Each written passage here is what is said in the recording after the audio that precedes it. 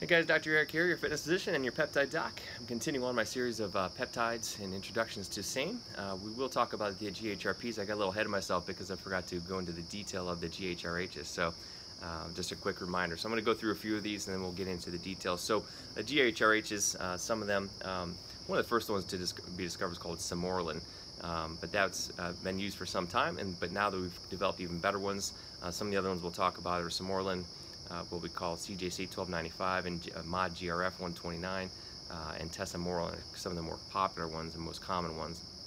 So CJC 1295, or what we call modified GRF, called 129, is because it's the whole. If you look at the genetic sequence of growth hormone, these pharmacies who make these quality peptides have cleaved a certain portion of this and taken a section of that, what we call the section 1 through 29 of it, if you look at it on a genomic sequence, and taken that out. So we've eliminated some of the bad parts and kept the good parts, and kept more specificity. Again, that's why peptides are so effective. They're potent, they're safe, and they're very, very specific. So basically it's about 29 amino acids, and basically it's an analog of the GHRH. So again, modified GRF 129 is one that's kind of replaced Hormone because it's more effective, it lasts longer, less side effects, and it's stronger.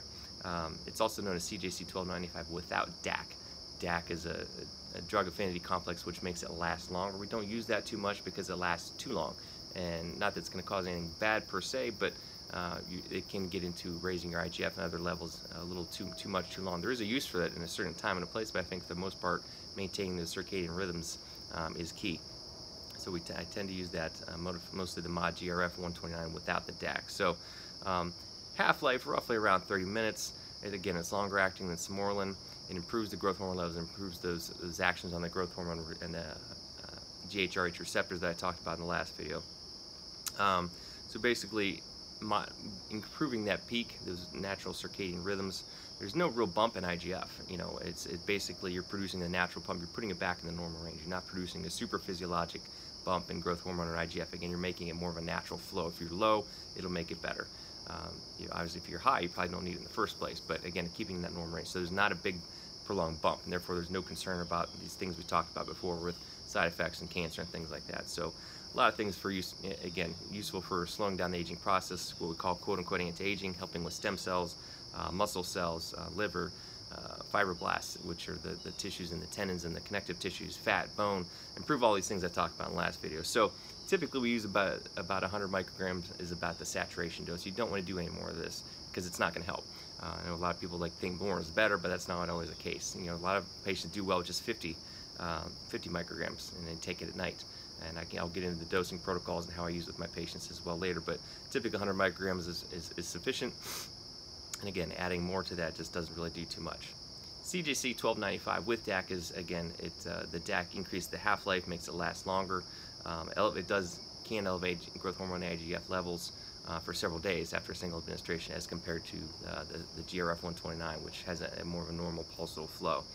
So that's the reason for this. Again, I don't use that too much, but again, the GHRHs, these are used synergistically with the GHRPs. So that's it for the quick summary. So again, Hormone is the one that has been used for some time, but most commonly we use CJC 1295, or more commonly the GRF 129 variant without the DAC. Tesamorelin is another one we'll talk about in future videos, but very powerful GHRH. Can definitely bump up IGF levels more, which is totally fine. We use that really, and it's really effective for fat burning and lipolysis. Very potent.